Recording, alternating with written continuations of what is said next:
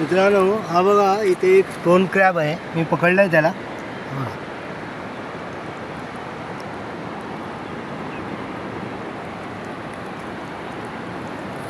पाय बघा त्याचे किती जाड आहेत.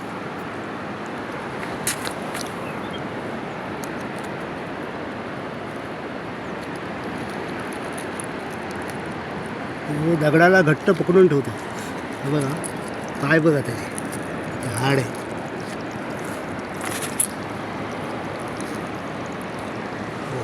बोट जर सापडलं ना त्याच्या पायामध्ये तर रक्तबंबाळ करतो तो.